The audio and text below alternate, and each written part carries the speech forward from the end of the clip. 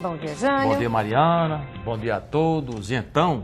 Jânio, vamos começar falando sobre a audiência de custódia, né? A gente sempre fala aqui no Encontro com a Notícia sobre a necessidade de ver alguma forma de diminuir esse déficit nas cadeias públicas, o que fazer com a quantidade de presos, novas vagas. E a audiência de custódia, ela veio para somar, né, nessa busca. No caso, o detido, ele espera o julgamento em liberdade. Você acha que está sendo positivo esse tempo que a audiência de custódia está valendo aqui no Rio Grande do Norte? Acho. Todas essas tentativas, todas essas experiências para alterar o atual sistema de punição, de julgamento, é válido. Toda experiência. A gente vê o Brasil hoje está entre os países com o maior contingente de presidiários, a quantidade de presos.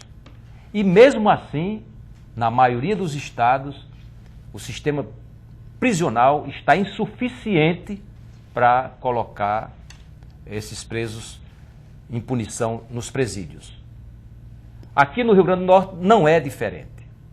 Então a audiência de custódia, que no início até de uma forma pejorativa, alguns estavam chamando audiência de soltura, ela mostra aqui no Rio Grande do Norte uma reincidência, quer dizer, aquele preso que foi nos primeiros momentos liberado para responder em liberdade pelo juiz, voltou a reincidir. Aqui deu 1%, a média nacional 2%.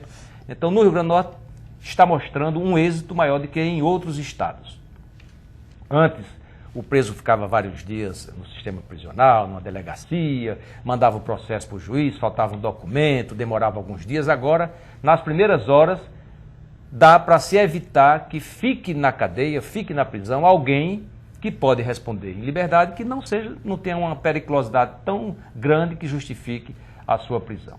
Mas tem um outro dado também aqui no Rio Grande do Norte, que eu não sei se ele é preocupante nesse momento, mas deve despertar a atenção das autoridades, que é a quantidade de mandados de prisão. O juiz julga, manda prender e não está tendo uma consequência eficaz em relação a isso. Eu, particularmente, estou vendo várias iniciativas, ampliar o sistema prisional, recuperar alguns presídios, agora com esse empréstimo que está sendo feito para mais um presídio, além do que vai ter de Ceará-Mirim. E eu vejo a sociedade se tranquiliza com isso, mas não é esse o caminho, ou apenas esse o caminho. A gente vê nos países mais civilizados, por exemplo, como na Holanda. A Holanda já teve um sistema prisional forte, intenso nesses últimos anos, não está com a lotação dos presídios e agora, nesses últimos dias, já está liberando alguns presídios porque não tem preso para botar naqueles presídios. E aqueles presídios, aquelas estruturas estão sendo encaminhados para um outro tipo de serviço público.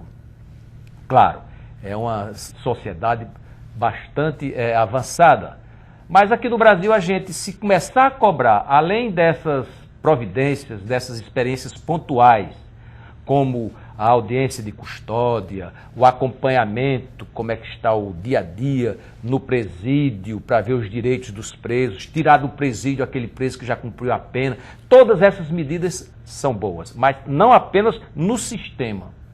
Tem que ver a sociedade de um modo geral, as autoridades, os governos têm que priorizar setores que podem evitar a futura delinquência. Eu digo isso desde eventos esportivos, inclusão social, um sistema educacional. Existem muitas formas em que, infelizmente, a gente não vê nenhum avanço de criar condições para evitar essa delinquência, essa criminalidade que coloca o Brasil hoje numa situação extremamente desconfortável, considerando-se até mesmo seus países vizinhos.